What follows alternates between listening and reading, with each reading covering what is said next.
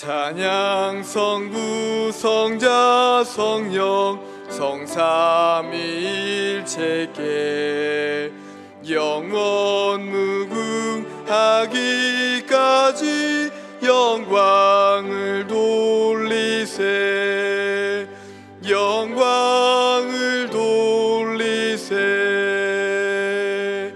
아멘.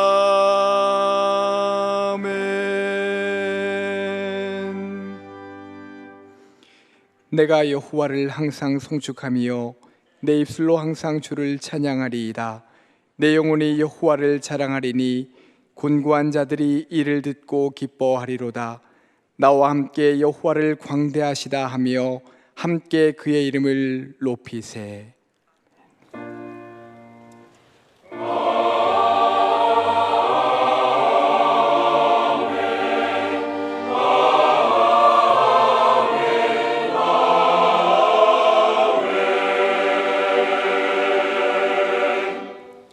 이 시간 하나님께서 우리에게 주시는 구약의 말씀은 민수기 14장 17절부터 25절입니다. 제가 가지고 있는 성경으로는 217쪽입니다. 민수기 14장 17절부터 25절입니다. 이제 구하옵나니 이미 말씀하신 대로 주의 큰 권능을 나타내옵소서.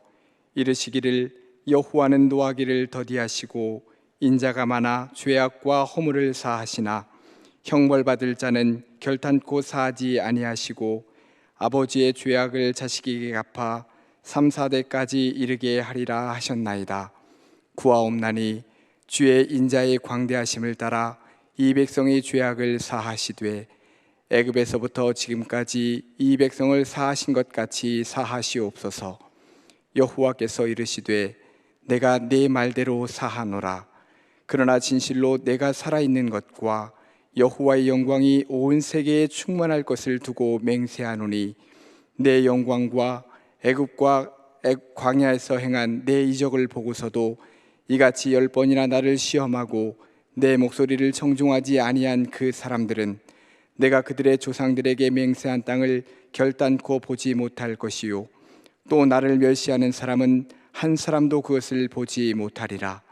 그러나 내 종 갈렙은 그 마음이 그들과 달라서 나를 온전히 따랐은즉 그가 갔던 땅으로 내가 그를 인도하여 드리리니 그의 자손이 그 땅을 차지하리라.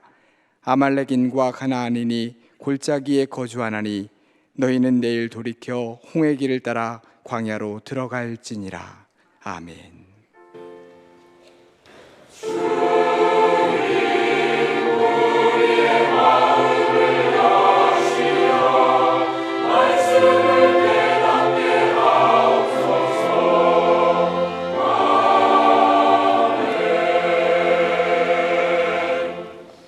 하나님께서 우리에게 주시는 신약의 말씀은 마태복음 6장 14절과 15절입니다.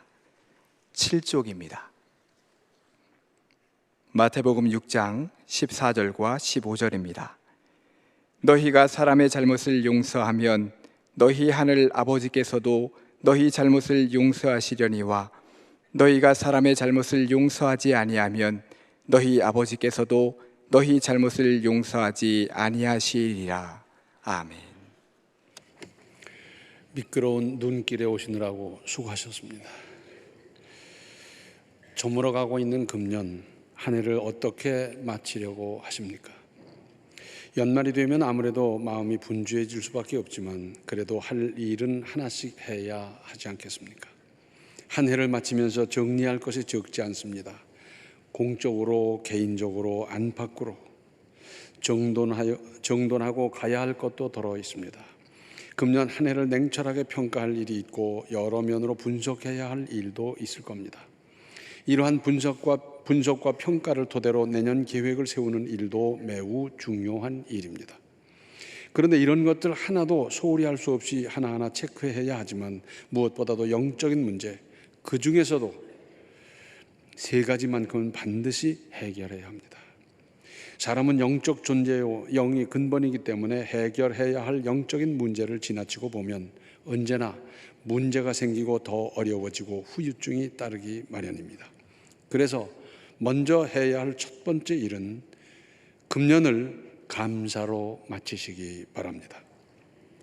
고린도전서 15장 10절을 보면 바울, 복음을 위해서 목숨 걸고 달려온 인생을 회고하며 남긴 어록이라고 해도 과언이 아닌데 이렇게 적고 있습니다.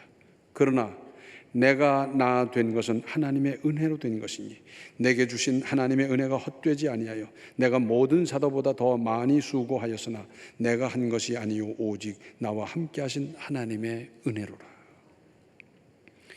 바울이 그렇게 복음 전도에 불타는 사명감으로 살아오면서 정신없이 뛰다가 어느 날 회고해 봤더니 얼마나 큰 많은 일을 했는지, 자기보다 훨씬 먼저 사도된 사람들보다 그렇게 많은 일을 했어요.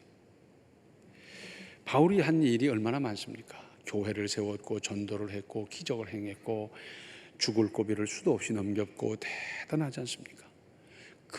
모든 것보다 더 중요한 것은 뭐냐면 신약 성경의 반 정도를 기록해 남겼다고 하는 겁니다.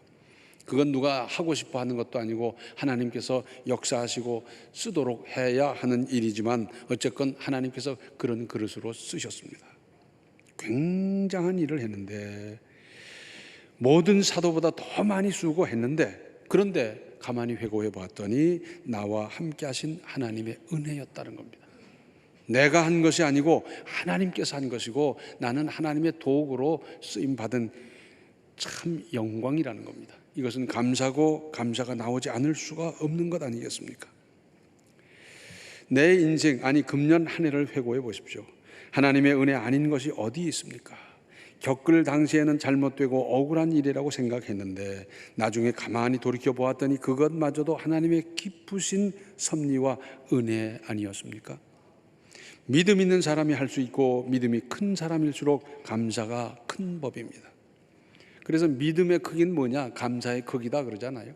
감사가 크면 믿음도 크고 감사가 적으면 믿음도 적고 그렇게 판단하면 틀림이 없다 그러죠. 사실 믿음이 큰 사람은 범사, 곧 평범한 일에도 사소한 일에서도 깊은 감사를 깨닫고 느끼고 고백하는 겁니다. 내게 믿음이 은혜가 충만할 때는 산을 보아도 은혜고 들을 보아도 감사고, 그리고 이름 없는 들꽃을 보아도 야, 하나님이 저렇게 세밀하게 역사하셨나 하면서 깨닫게 되고 다 그러는 것 아니겠어요? 그런가 하면 반대로 먼저 감사함으로 말미암아 하나님의 은혜를 깨달아지고 입술에 열매를 짓는 하나님의 섭리로 말미암아 감사의 열매가 따르고 더 큰 감사할 일이 생기고 하는 겁니다. 감사로 이 한 해를 마감하시기 바랍니다. 또 오늘의 신약 본문 말씀을 보시면 너희가 사람의 잘못을 용서하면 너희 하늘 아버지께서도 너희 잘못을 용서하시려니와 너희가 사람의 잘못을 용서하지 아니하면 너희 아버지께서도 너희 잘못을 용서하지 아니하시리라. 그러니까 내가 용서해야 비로소 하나님께 용서받을 자격이 생기는 것이고 이것이 바른 순서 아니겠습니까? 저는 도무지 용서 못하면서 자기는 용서받아야겠다면 말이 되는 거겠습니까? 마태복음 18장 21절로 35절에는 이런 말씀이 있습니다. 그때 베드로가 나와 이르되 주여 형제가 내게 죄를 범하면 몇 번이나 용서하여 주리이까? 7번까지 하오리까? 예수께서 이르시되 내게 이르노니 7번뿐 아니라 7번을 70번까지라도 할지니라.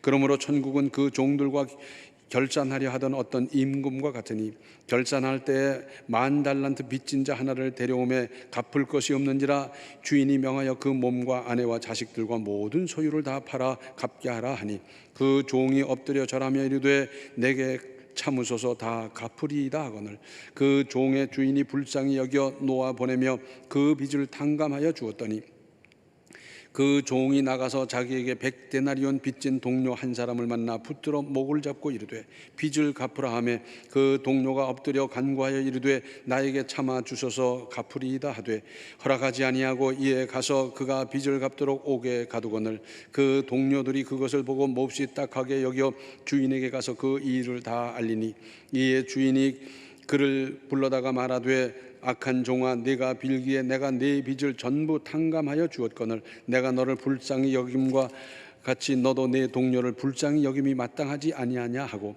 주인이 노하여 그 빚을 다 갚도록 그를 옥졸들에게 넘기니라. 너희가 각각 마음으로부터 형제를 용서하지 아니하면 나의 하늘 아버지께서도 너희에게 이와 같이 하시리라.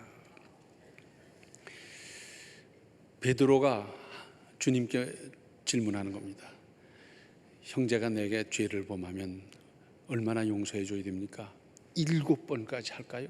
자기로서는 아주 큰 맘 먹고 했더니 7번이 뭐냐? 7번에 70번, 77이 49, 490번? 아닙니다. 무한하게 용서하라는 겁니다. 그러면서 오늘 이제 이 비유를 말씀하셨어요. 이 비유의 내용이 뭡니까? 평생 모든 수입을 다 털어넣어서 갚아도 갚을 수 없는 빚을 졌습니다. 자기 몸을 팔고 가족의 몸을 다 팔아서 노예로 팔면서 그 돈으로 갚으려고 해도 갚을 수 없는 엄청난 빚을 졌는데 어차피 이 사람 갚을 사람도 못 되고 하니까 탕감해 줬는데 이 사람은 나가다가 자기에게 지금으로 말하자면 돈 10만 원 빚진 사람 멱살을 잡고 그냥 갚으라고 하면서 옥에 가둬버렸는데 이럴 수가 있느냐. 그래서 처음 탕감 받았던 것은 무효가 됐더라 하는 겁니다. 우리가 하나님께로부터 받은 은혜가 얼마나 놀랍습니까? 영원히 죽을 수밖에 없는 존재였는데 하나님의 은혜로 하나님의 자녀가 되고 구원을 받고 하나님의 자녀로 이렇게 살아가는 것, 이 은혜를 생각하면 우리가 용서 못할 게 아무것도 없다는 것을 여기 말씀하는 것 아니겠어요? 찬송가 311장을 보면 그 가사가 이렇게 되어 있습니다. 내 너를 위하여 몸버려 피 흘려 내 죄를 속하여 살 길을 주었다. 널 위해 몸을 주건만 너 무엇 주느냐? 널 위해 몸을 주건만 너 무엇 주느냐? 아버지 보좌와 그 영광 떠나서 밤같은 세상의 만백성 구하려 내 몸을 희생했건만 너 무엇 하느냐? 내 몸을 희생했건만 너 무엇 하느냐? 죄 중에 빠져서 영 죽을 인생을 구하여 주려고 나 피를 흘렸다. 내 죄를 대속했건만 너 무엇 하느냐? 내 죄를 대속했건만 너 무엇 하느냐? 한없는 용서와 참사랑 가지고 세상에 내려와 값없이 주었다. 이것이 귀중하건만 너 무엇 주느냐? 이것이 귀중하건만 너 무엇 주느냐? 오늘의 구약 본 내용은 이런 겁니다. 이스라엘 백성들이 애굽에서 떠나서 광야로 쭉 행진해 왔습니다. 그러다가 가데스 바네아라는 곳에 이르렀어요. 거기서는 가나안 땅이 가까웠습니다. 거기까지 이르는 동안 많은 사람이 이동하기 때문에 학자들에 의하면 대체로 2년 걸렸을 것으로 봅니다. 그런데 각 지파에서 똘똘한 젊은 청년들 12명, 각각 한 명씩 12명을 뽑아서 가나안을 정탐하러 보냈더니 갔다 와서 보고를 하는데 10명은 뭐라 그럽니까? 거기는 뭐 초롱성같이 돼 있고 사람들이 신장이 크고 문화가 앞섰고 제도가 앞섰고 우리는 도무지 안 되겠더라. 그 사람들 앞에서 내가 봐도 내가 메뚜기 같은데 그 사람들이 우리 볼 때는 어떻겠느냐. 이건 안 되는 일이다. 그랬더니 백성들이 들고 일어나고 난리가 났습니다. 우리가 애굽에서 죽든지 광야에서 죽으면 될 걸 여기까지 와서 개죽음을 하게 됐다고 난리를 치고요. 그런데 여호수아와 갈렙은 아니다. 하나님께서 함께 하시면 우리는 그 가나안 땅을 정복할 수 있다. 거기는 과연 젖과 꿀이 흐르는 땅이더라. 가자 했더니 오히려 군중들은 이 사람들을 돌로 쳐 죽이려고 했습니다. 하나님께서 막아주셨어요. 하나님께서 얼마나 마음이 아프셨던지 모세에게 말씀합니다. 이거 안 되겠다. 이 사람들 여기서 싹 쓸어버리고 너로 말미암아 새로운 민족을 이루어서 그들이 들어가야지 도무지 안 되겠다 했더니 모세가 하나님께 부르짖는 겁니다. 하나님, 이 주변 모든 나라들이 다 알고 있습니다. 그들이 믿는 여호와라는 신이 그들을 인도해 가더니 저 광야에서 죄 죽여버렸다. 그러면 하나님께 영광이 되겠습니까? 그러니까 하나님, 인자가 많으시고 긍휼이 많으신 하나님, 한번 용서해 주십시오. 간절히 기도했더니 하나님 하시는 말씀이 네 기도대로 내가 들어주마. 그러면서 거기서 결국은 38년을 머물렀습니다. 하나님께서는 모세의 간곡한 기도를 들어주셔서 용서하시되 죄값은 치르게 하셨습니다. 그래서 거기서 세대 교체를 한 그 다음 세대가 들어가게 했습니다. 하나님께서는 예수 그리스도의 십자가로 죄인을 구원하실 뿐만 아니라 예수 그리스도의 이름으로 죄를 고백하면 용서하시기로 작정하셨습니다. 작정하셨어요. 우리가 자녀들을 야단칠 때도 뭡니까? 용서할 준비를 갖추고 야단치지 않습니까? 하나님 그것이거든요. 흔히 이런 말을 합니다. 내 눈에 흙이 들어가기 전에는 절대로 용서 못한다. 왜 이런 말이 나오겠습니까? 얼마나 상처가 됐으면, 얼마나 부담스러웠으면, 그것 때문에 얼마나 괴로웠으면 이런 말이 나오겠습니까? 많은 바로 그것을 용서하십시오.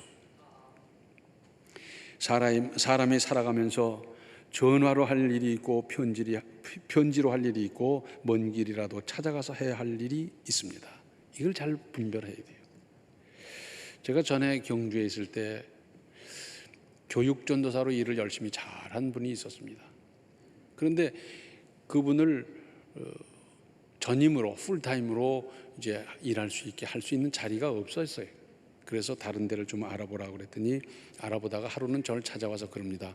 목사님, 대전에 있는 어느 큰 교회 거기에 이제 자리가 있다고 하니 좀 말씀을 좀 잘해 주십시오. 근데 그 목사님은 저하고는 형님 동생 하며 지내는 아주 친숙한 선배님이셨어요.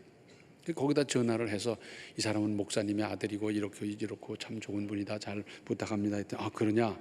그러면 이력서를 한번 보내봐라. 보냈더니 이제 됐다는 겁니다. 그래서 그 소식을 전하려고 전화를 했더니 안 돼요. 아무리 전화를 해도 안 돼요. 그래 그 집까지 찾아갔더니 없어요. 어디 갔냐? 모른대요. 그 형님까지 찾아갔는데도 모른대요. 며칠을 연락을 해봐도 모른대요. 요새는 그런 걸 보고 잠수함 탔다 그러더라고요. 어디 없어지는 거. 제가요 그때만 해도 교통이 지금만 못했잖아요. 오후 열차를 타고 대전으로 왔습니다. 와서 그 목사님한테 무릎을 딱 꿇고 죄송합니다. 제가 그랬어요. 그리고 얘기를 듣고 보니까 그 교회에서는 임시당회를 모여서 결정을 하고 내일 사택을 위해서 계약하려고 했다는 겁니다. 얼마나 죄송한 일입니까? 찾아가서 무릎 꿇고 죄송합니다. 제가 그랬더랬어요. 용서 쉬운 일이 아닙니다. 그렇기 때문에 기도하며 믿음으로 하는 것이고 역시 믿음이 큰 사람이 할 수 있습니다. 또한 큰 사람이 자기의 허물을 인정하고 용서를 빌 수 있습니다.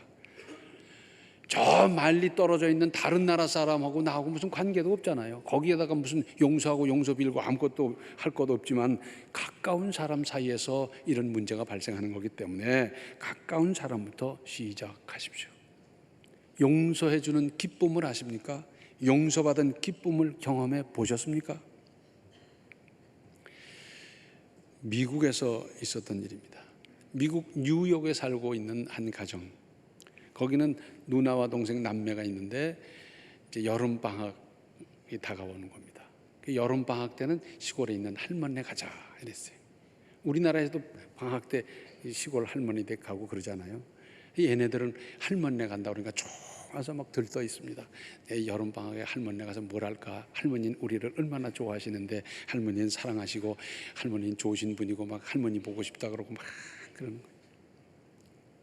그러다가 그 아버지가 차를 태워서 데려다 주고 그리고 아버지는 돌아갔어요. 근데 특별히 이 동생은 뭘 가지고 갔냐면 새총을 가지고 갔어요. 내가 시골 가서 새를 잡을 거다. 그러면서 새총을 가지고 가서 점심 먹자마자 튀어나와가지고 그 다음부터 이제 새총을 가지고 새를 쏘는데 잡힙니까? 맞습니까? 뭐 그걸 백발백중 연습을 해가지고 간 것도 아닌데 가서 그냥 하는데 잡히긴 뭐가 잡혀? 안 잡히는 거예요. 화가 났습니다. 그러자 마침 눈에 띄는데 거위가 거기 있는 거예요. 이건 목표물이 크고 가까우니까 얼마나 좋습니까? 해서 딱 쐈더니 머리에 탁 맞자마자 퀵 하고 죽었어요. 맞았다. 그리고 생각했더니 아이고 할머니가 아끼는 거위네요. 이거로부터는 좋아요. 그리고 보니까 본 사람이 없어요. 됐다. 창고에 가서 삽을 가져다 질질질질 끌어가지고 땅을 파고 탁 묻고 착 해서 아무도 모르게 쫙 했습니다. 그리고 저녁을 먹게 됐어요. 그런데 할머니가 그럽니다. 얘 이거 먹어라. 이건 할머니가 넣어주려고 한 거다. 이거 뭐 하면서 뭐 하는데, 아이고, 할머니를 볼 수가 있어야지요. 할머니를 쳐다볼 수가 없는 거예요. 밥맛도 하나도 없고요. 먹는지 마는지 모르겠고요. 그리고 할머니 들어가고 이제 밥 먹고 이제 숟갈 놓고 제 방으로 들어가려니까 누나가, 야, 이리 와. 왜? 설거지해. 싫어. 그런 건 누나 하는 거잖아. 그러니까 누나가 뭐랬는지 알아요? 나는 봤다. 꼼짝 못하는 거예요. 아니, 아무도 못 본 줄 아는데 그걸 봤을까? 이리 와.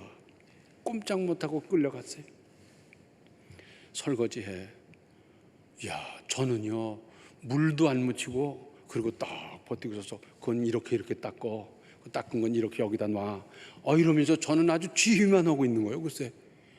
그래도 꼼짝 못하고 하란 대로 다 하고는 제 방에 들어갔는데, 들어가고 보니까 야, 이게 기가 막힌 거예요.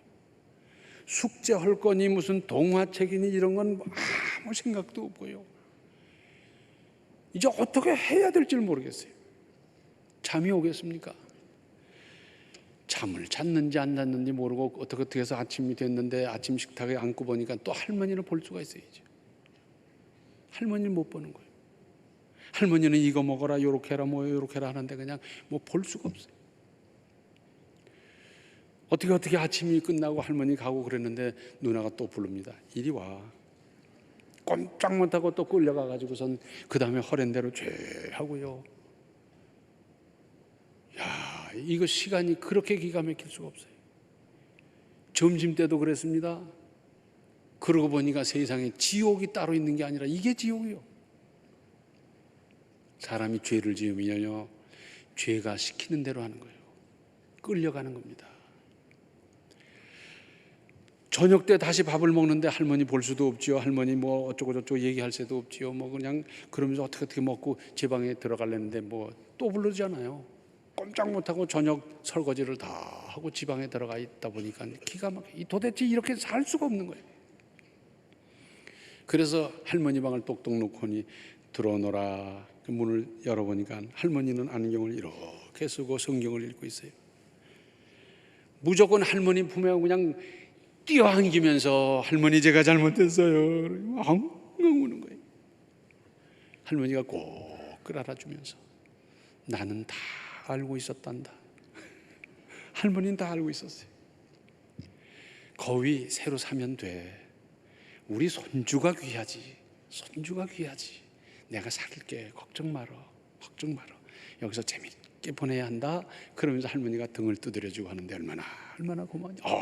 울고 그러면서 할머니를 봤더니 세상에 천사예요. 천사. 할머니 얼굴이 천사예요. 그 뒤날이 됐습니다. 아침밥을 먹는데 그때는 할머니를 바라보면서 뭐 어쩌고 저쩌고 뭐 하면서 막 재밌게 얘기하고 다 끝났습니다. 이제 일어나는데 부릅니다. 이리 와. 안 가! 안 가는 거예요. 설거지 해야지. 안 해! 얘가 너 잃는다. 잃어도 좋아. 왜? 얘가 이상해졌네. 나는 어젯밤에 할머니한테 용서받았단 말이야. 그러고 가는 거예요. 당당해지는 거예요. 용서받은 기쁨 아시죠? 용서한 기쁨 아십니까? 용서하고 용서받아서 홀가분한 한 해를 마무리하시기 바랍니다. 한 가지만 더. 이런 추운 겨울에 외롭고 쓸쓸하고 병들어서 노후를 보내는 우리 주변에 어려운 분들이 얼마나 많습니까? 마음 좀 쓰십시다. 꼭 큰 돈 들어서 하는 거 아니라도 좀 찾아뵙고 보살펴보고 좀 마음을 쓰도록 하십시다. 누가 할 겁니까? 믿음 있는 내가 할 일이고, 믿음 있는 우리가 할 일이고, 우리 성도가 할 일이고, 아무것도 도울 게 없으면 가서 이야기만 들어줘도 은혜가 될 수 있습니다. 우리 주변을 잘 살펴보시면서 한 분이라도 보살피고 금년을 마무리하면서 그래도 후련한 한 해, 그래도 뭔가 한 해, 정리한 한 해 후련하게 금년을 잘 마무리 지을 수 있기를 바랍니다. 기도하시겠습니다. 은혜로우신 아버지 하나님, 다사다난했던 금년이 저물어 가는데 저희들이 해야 할 중요한 일도 많이 있지만 감사로 금년을 마치게 하여 주시옵시고, 용서하고 용서받고 그리고 하나님께 고해서 다 용서받은 참으로 후련한 마음으로 새해를 맞을 수 있도록 도와주시고, 우리의 손길을 기다리는 많은 사람이 있는데 우리의 뜨거운 마음을, 믿음을 전할 수 있게 하여 주시옵소서. 그래서 이 한 해를 아름답게 마무리하고 그리고 새해를 떳떳하게 맞을 수 있는 우리의 모든 삶이 되게 하여 주시옵소서. 예수님의 이름 받들어 간절히 기도하옵나이다. 아멘. 저무는 한 해를 모두 용서하고 전부 용서받고 마감하십시오. 지금은 생명의 주 예수 그리스도의 은혜와 하나님 우리 아버지의 극진하신 사랑과 성령의 감화, 감동, 충만, 교통하심이 이제 금년에 남은 시간을 잘 활용해서 감사로 용서받고 용서하며 그리고 어려운 분을 돌보면서 마감하기로 작정하는 모든 성도들 머리 위에 이제로부터 영원토록 함께 계시기를 간절히 축원하옵나이다. 아멘.